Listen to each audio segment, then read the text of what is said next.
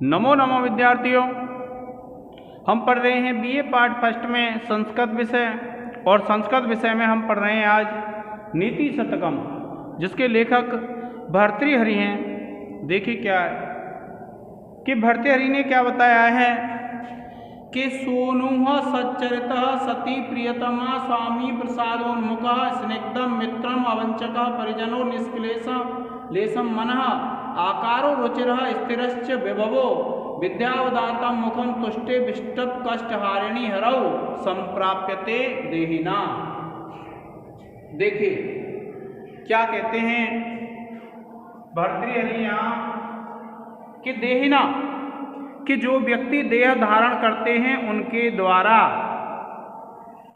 क्या बताया कि जो मनुष्य हैं जो देह धारण करते हैं उनके द्वारा। देखिए सूनुः सच्चरितः, सूनु कहते हैं पुत्र को, सच्चरिता कहते हैं अच्छे चरित्र वाला पुत्र। सती प्रियतमा, और सती प्रियतमा, और जो प्रियतमा हो वो कैसी होनी चाहिए? सती, सच्चरित्र वाली। सूनुः सच्चरितः, अच्छे चरित्र वाला पुत्र। सती प्रियतमा, और जो पत्नी है प्रियतमा है वह है सती। स्वामी प्रसादोन्मुखः, और स्वामी कैसा? प्रसन्न मुख वाला, हमेशा प्रसन्न रहने वाला। स्निग्धं मित्रम, स्निग्ध कहते हैं स्नेह करने वाला मित्र। अवंचकः परिजनः, अवंचक कहते हैं जो वंचक नहीं हो, जो ठगने वाला नहीं हो, धोखा देने वाला नहीं हो, ऐसा परिजन सेवक। और निष्क्लेश लेशम मनः, और क्लेश से रहित मन। आकारो रुचिरः, रुचिर सुंदर आकार। स्थिरश्च विभवः, और स्थिर वैभव। वैभव कैसा हो? हमेशा रहने वाला। संपत्ति ऐश्वर्य कैसा होना चाहिए? स्थिर। विद्यावदातम मुखम, अवदातम कहते हैं दोष रहित विद्या वाला मुख। ये तुष्टे विष्टप कष्टहारिणी, कि तुष्टे माने संतुष्ट होने पर, विष्टप कष्टहारिणी, विष्टप कहते हैं संसार के कष्टों को हरने वाले। हरौ भगवान शिव के तुष्टे संतुष्ट होने पर, संप्राप्यते देहिना, कि संप्राप्यते प्राप्त किए जाते हैं, प्राप्त होते हैं। देहिना मनुष्यों के द्वारा, जो देह धारण करते हैं, ऐसे उन मनुष्यों के द्वारा ये सब कब प्राप्त होते हैं? देखिए क्या बताया कि सच्चरित्र अच्छे चरित्र वाला तो पुत्र मिलना, ये कब मिलते हैं? कि तुष्टे विष्टप कष्टहारिणी हरौ संप्राप्यते एते देहिना, कि जो देहिना, जो देही व्यक्ति होते हैं, जो शरीर धारण करते हैं, जो मनुष्य होते हैं, उनको भगवान शिव के प्रसन्न होने पर। कौन से भगवान शिव? जो संसार के कष्टों को हरने वाले हैं, ऐसे उन भगवान शिव के प्रसन्न होने पर मनुष्य को ये चीजें प्राप्त होती हैं। कौन सी कौन सी? सूनुः सच्चरितः, अच्छे चरित्र वाला तो पुत्र। और सती प्रियतमा, और सती प्रेमिका या पत्नी।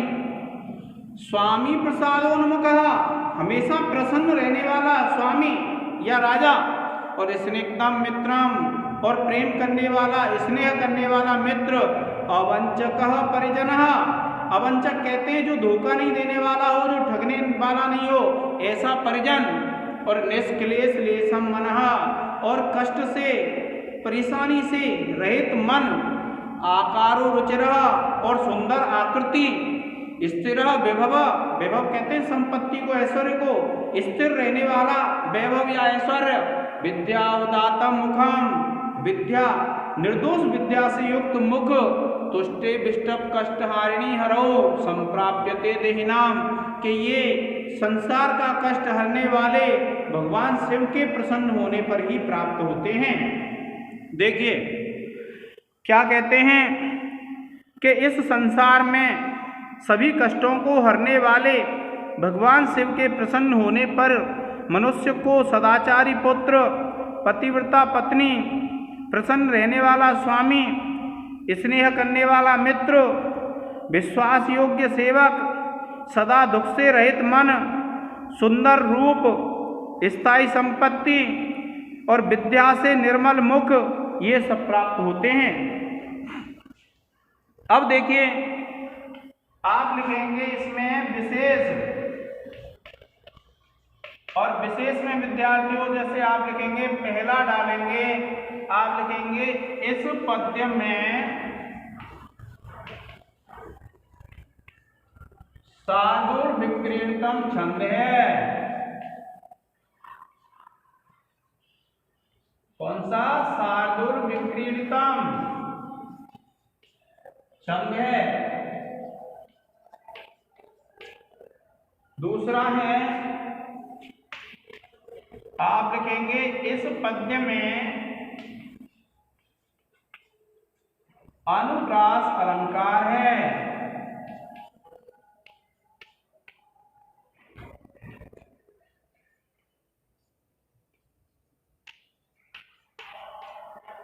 और फिर देखिए व्याकरण टिप्पणी लिखेंगे हम।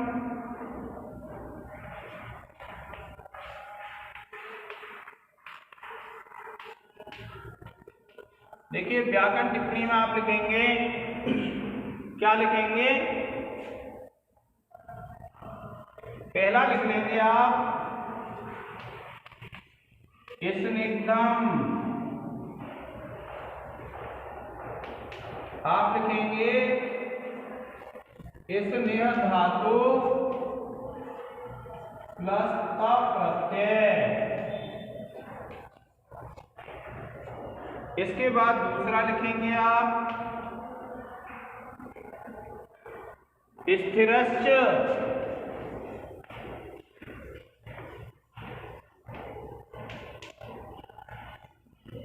आप लिखेंगे स्थिर प्लस च, और आप लिख देंगे विसर्ग संधि।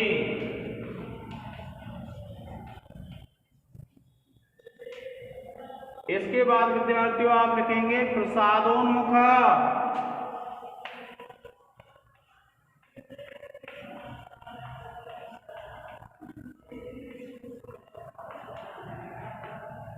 आप लिखेंगे प्रसाद प्लस उन्मुख, और आप लिख देंगे विद्यार्थियों गुण संधि। और इसके बाद चौथा जो व्याकरण टिप्पणी में आप लिखेंगे हरऊ,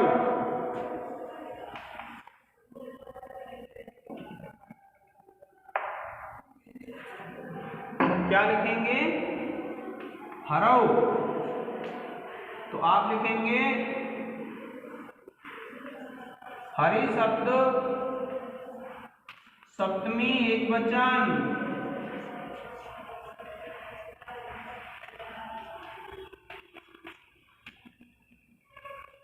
और फिर पांचवी व्याकरण टिप्पणी लिख लेंगे आप सच्चरितः,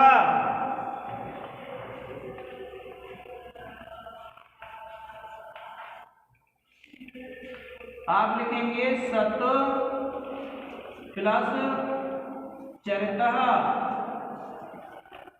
और आप लिख देंगे स्तुत्व हल संधि। प्रिय विद्यार्थियों आप इसका एक स्क्रीनशॉट ले लें।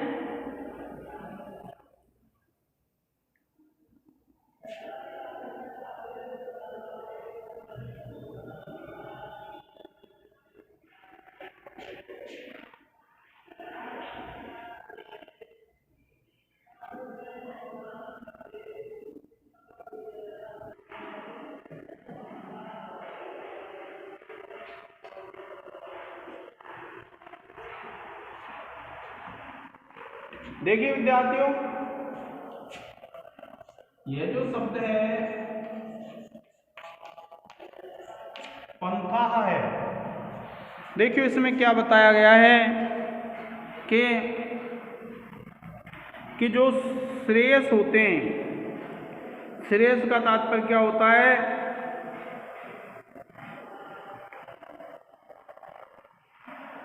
श्रेयस का तात्पर्य होता है विद्यार्थियों कल्याण। तो क्या बताया है देखिए इस पद्य के माध्यम से भर्तृहरि ने कि श्रेयसाम एष पंथः, कि श्रेयसाम, श्रेयसाम कहते हैं कल्याण के, एष पंथः ये रास्ते हैं।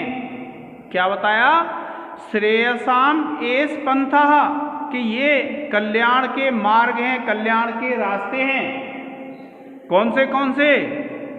देखिए प्राण घातात निवृत्तिः कि प्राणों का जो घात होता है, प्राणों की जो हानि होती है, जो प्राण हत्या होती है जिसको आत्महत्या बोलते हैं, उससे निवृत्ति, आत्महत्या की तरफ मुख नहीं करना। तो प्राण घातात निवृत्तिः कि प्राणों की हानि से दूर जाना, प्राणों की हानि में निवृत्ति। दूसरा बताया पर धन हरणे संयमः कि पर धन, दूसरे के धन को हरण करने में संयम, दूसरे के धन को लेने की इच्छा नहीं होना, दूसरे के धन को हरण न करने की इच्छा होना। तीसरा दिया सत्य वाक्यम, सत्य वाक्य बोलना। काले सत्या प्रदानम, काले माने समय पर, सत्या प्रदानम शक्ति या सामर्थ्य के अनुसार दान देना। क्या कहा? काले सत्या प्रदानम कि समय पर शक्ति के अनुसार दान देना। और युवती जन कथा मूक भाव परेशान कि परेशान जो दूसरों की युवतियां होती हैं, युवती जन, क्या कहा? युवती जन कथा मूक भाव कि दूसरों की जो युवतियां होती हैं उनकी कथाओं में मौन रहना, उनके विषय में चर्चा परिचर्चा नहीं करना। ये तृष्णा स्रोतो विभंगा, तृष्णा जो इच्छा होती हैं उनके स्रोत का नाश, अर्थात किसी प्रकार की इच्छा नहीं पाया जाना। गुरुसु विनय, गुरु से तात्पर्य होता है जो हमारे बड़े होते हैं उनके साथ नम्रता का व्यवहार, और सर्वभूत अनुकंपा और सभी जो जीव जंतु होते हैं उनके साथ दया का भाव रखना। क्या कहा? सर्वभूत अनुकंपा कि सभी जो जीव जंतु होते हैं उनमें दया का भाव रखना। सामान्यम शास्त्र सर्वशास्त्रेषु अनुपैत विधिया कि सामान्यम जो सामान्य होते हैं, सर्वशास्त्रेषु सभी शास्त्रों में, अनुपहित कि जिसमें कोई भी उपाधि नहीं हो, कोई शर्त नहीं हो, अर्थात सामान्य रूप से उनका विधान करना। श्रेयसाम एष पंथः कि ये कल्याण के रास्ते हैं। क्या बताए भर्तृहरि ने कल्याण के रास्ते? भर्तृहरि ने बताया कि प्राण हत्या से विमुख होना, दूसरे के धन को हरण करने की इच्छा का अभाव, सत्य वचन, काल समय के अनुसार दान देना, और युवतियाँ, दूसरों की जो युवतियाँ होती हैं उनके बारे में वार्तालाप नहीं करना, तृष्णा का जो स्रोत होता है उसको नष्ट कर देना, गुरुओं के प्रति नम्रता का व्यवहार करना, सर्वभूत सभी जीव जंतुओं में अनुकंपा का व्यवहार करना, दया का व्यवहार करना, और सभी शास्त्रों में निरंतर विधि करना, सभी शास्त्रों का अध्ययन करते रहना। ये कल्याण के मार्ग बताए हैं भर्तृहरि ने विद्यार्थियों। अब देखिए कि आप क्या करेंगे।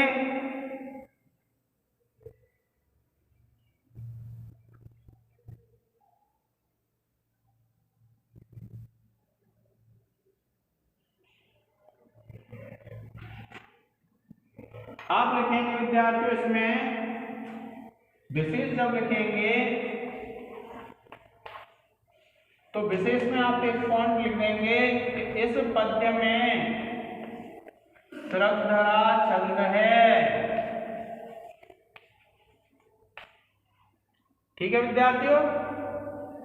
अब उसके बाद आप लिखेंगे इसमें व्याकरण टिप्पणी, और व्याकरण टिप्पणी में देखिए पहला लिखते हैं हम व्याकरण में सत्या। देखिए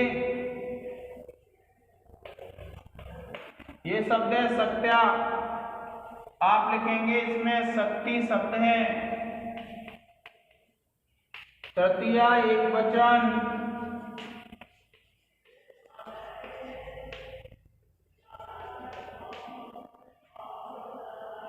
दूसरा है विद्यार्थियों पुरुषो,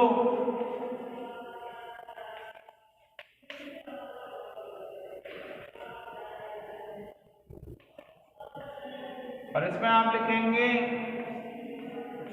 गुरु शब्द है सप्तमी विभक्ति,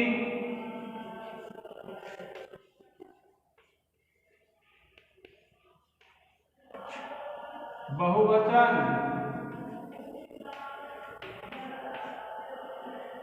इसके बाद देखिए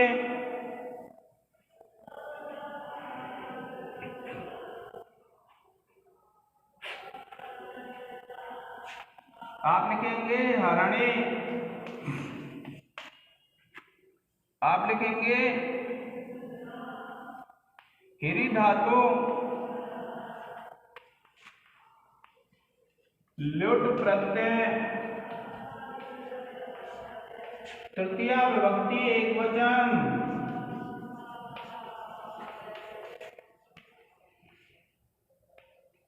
एक वचन। इसके बाद देखिए आप लिखेंगे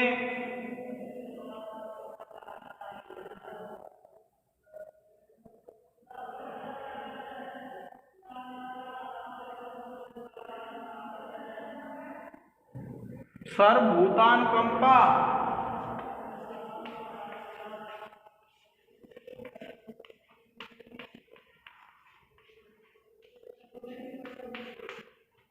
आप लिखेंगे सर्वभूत प्लस अनुकंपा,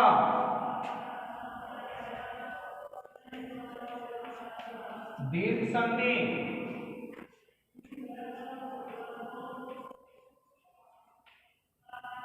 और इसके बाद पांचवा लिखेंगे आप शास्त्रेषु, शास्त्रेषु अनुपहत,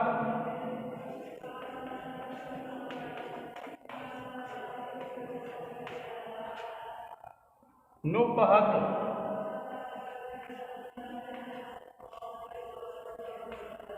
तो आप लिखेंगे शास्त्रेषु प्लस अनुपहत,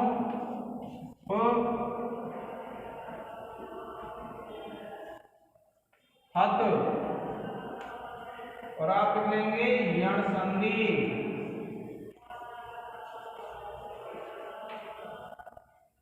प्रिय विद्यार्थियों आप इसका एक स्क्रीनशॉट ले लें।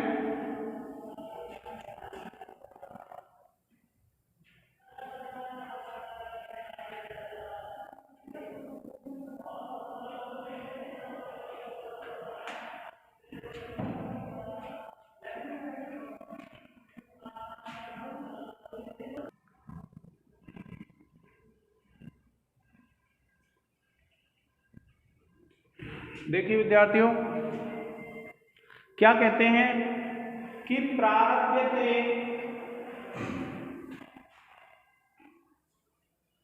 क्या कहते हैं विद्यार्थियों, भर्तृहरि बताते हैं कि प्रारभ्यते न खलु विघ्न वयेन नीचैः प्रारभ्य विघ्न वेहिता विरमन्ति मध्याः और विघ्नैः पुनः पुनः अपि प्रत्यहन्यमानाः प्रारब्धम उत्तम जनान परित्यजन्ति। देखिए क्या कहते हैं कि प्रारभ्यते, प्रारभ्यते प्रारंभ करते हैं, न माने नहीं, खलु निश्चित रूप से, विघ्न भये नीचैया विघ्नों के भय से नीच व्यक्ति। इसमें क्या बताया है कि व्यक्ति के तीन भेद होते हैं, उत्तम मध्यम और अधम। तो इसमें यह बताया विद्यार्थियों कि प्रारभ्यते न खलु, कि जो व्यक्ति नीच होते हैं वे किसी भी कार्य को प्रारंभ नहीं करते हैं। क्यों?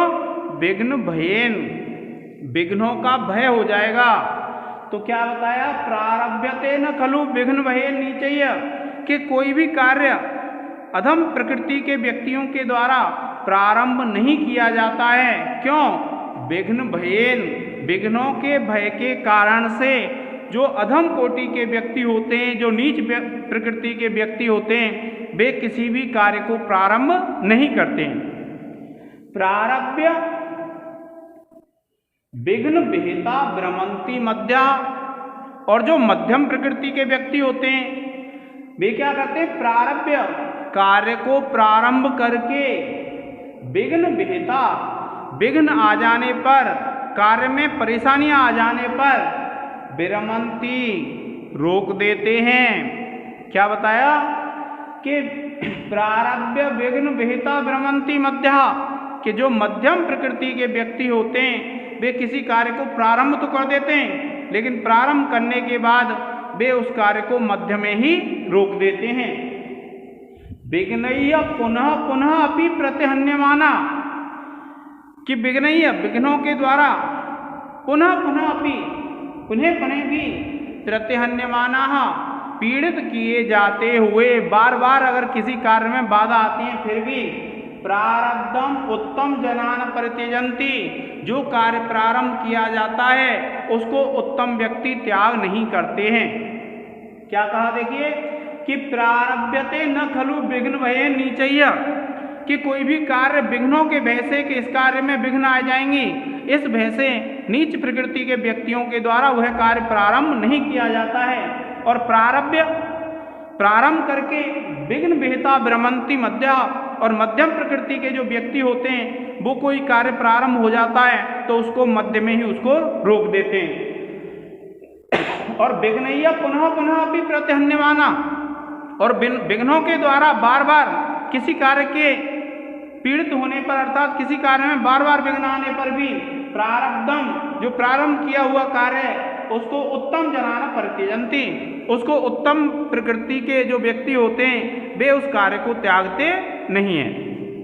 देखिए क्या बताया है कवि ने कि नीच प्रकृति के लोग विघ्नों के भय से पहले किसी कार्य को प्रारंभ नहीं करते हैं, और मध्यम प्रकृति के लोग कार्य आरंभ करके बीच में ही विघ्न आ जाने पर उसे छोड़ देते हैं। किंतु उत्तम प्रकृति के धैर्यशाली लोग विघ्नों के बार बार आने पर भी आरंभ किए हुए कार्य को नहीं छोड़ते हैं, अपितु उस कार्य को पूरा करके ही उससे मुक्त होते हैं। अब देखिए विशेष लिखेंगे 1 2 3 4 5 6 7 8 9 10 11 12 13 14। 1 2 3 4 5 6 7 8 9 10 11 12 13 14।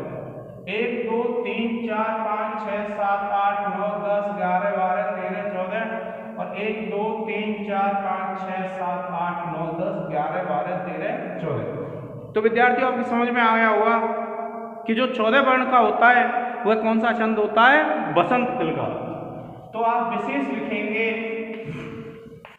और विशेष में नंबर 1 पॉइंट डाल के लिख देंगे कि इस पद्य में बसंत तिल का छंद है, बसंत तिल का छंद है। और फिर दूसरा बिंदु इसमें लिखेंगे आप लिख देंगे इस पद्य में अनुप्रास अलंकार है।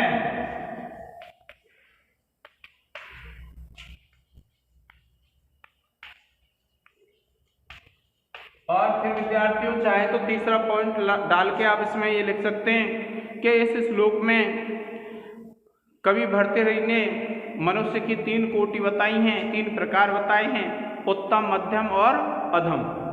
इसके बाद व्याकरण टिप्पणी लिखेंगे आप, और व्याकरण टिप्पणी में देखिए पहला लिख लेते हैं हम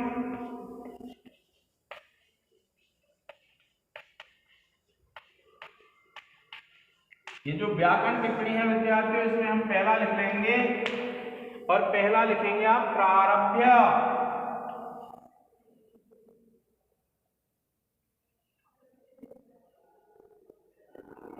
प्र उपसर्ग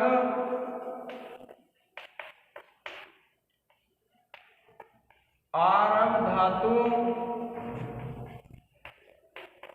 प्लस ल्यप प्रत्यय। फिर देखिए आप दूसरा लिख लेंगे परित्यजन्ति सॉरी दूसरा लिखेंगे हम विघ्नय। आप लिखेंगे विघ्न शब्द तृतीया बहुवचन।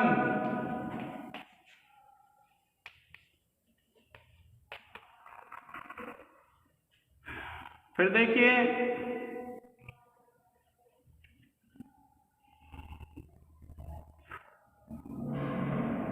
पुनरपि, तीसरा लिखेंगे आप पुनरपि। आप लिखेंगे पुनः प्लस अपि,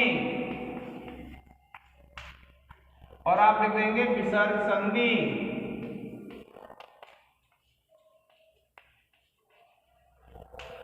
इसके बाद चौथा है विद्यार्थियों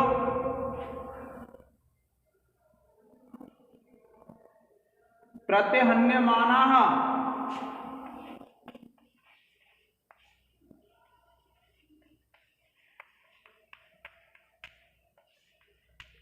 आप लिखेंगे इसमें प्रति उपसर्ग हन धातु प्लस सानच प्रत्यय।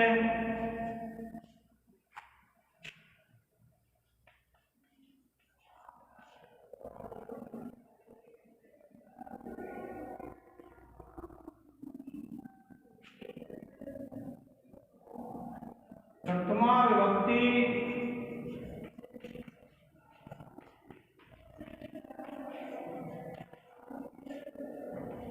बहुवचन।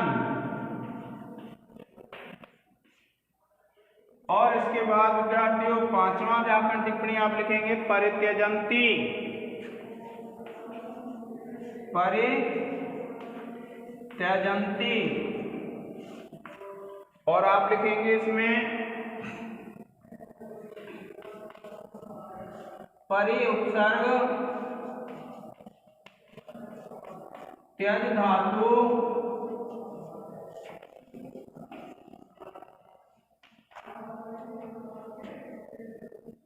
लट लकार प्रथम पुरुष एकवचन, सॉरी प्रथम पुरुष बहुवचन।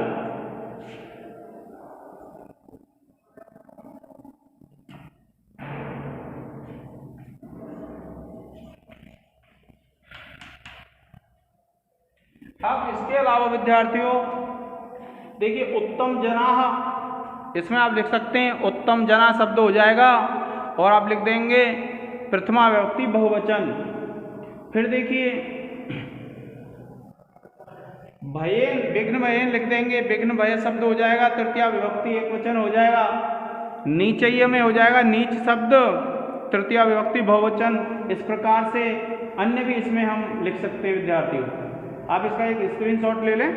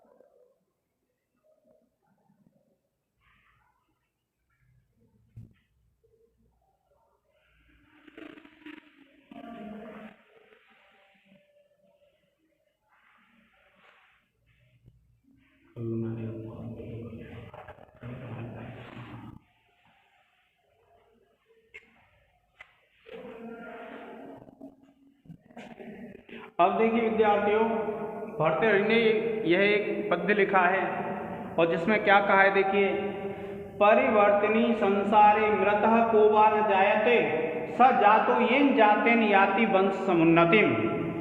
क्या बताया है भर्तृहरि ने कि परिवर्तनी संसारे, आप जानते हैं कि यह जो संसार है वो कैसा होता है, परिवर्तनशील है। तो क्या कहा, परिवर्तनीय संसारे, कि इस परिवर्तनशील संसार में मृतः को वा न जायते, कि कौन तो ऐसा है जिसकी मृत्यु नहीं होती है और कौन ऐसा है जिसका जन्म नहीं होता है। क्या कहा, परिवर्तनीय संसारे, कि परिवर्तनशील इस संसार में को मृतः को न वा जायते, कि अर्थात ये जो संसार है इसमें हर व्यक्ति जिसका जन्म होता है उसकी मृत्यु होती है, जिसकी मृत्यु होती है उसका जन्म होता है, क्योंकि यह संसार कैसा है, परिवर्तनशील है। और सजातः येन जातेन, कि सजातः उसका ही जन्म सार्थक है, येन जातेन जिसका जन्म लेने से याति वंश समुन्नतिम, वंश की उन्नति होती है। क्या बताया विद्यार्थियों, कि परिवर्तनीय संसारे मृतः को वा न जायते, कि इस परिवर्तनशील संसार में कौन तो ऐसा है जिसकी मृत्यु नहीं होती है और कौन ऐसा है जिसका जन्म नहीं होता है। और सजातो, कि उसके जन्म लेते ही उसका ही जन्म सार्थक है, ये जातेन याति वंश समुन्नतिम, जिसके जन्म लेने से वंश की उन्नति होती है उसी व्यक्ति का जन्म लेना श्रेष्ठकर है। अन्यथा हर व्यक्ति जन्म लेता है, उसकी मृत्यु होती है, किंतु उसका जन्म लेना ही सार्थक है जिसके जन्म लेने से उसके वंश की उन्नति होती है।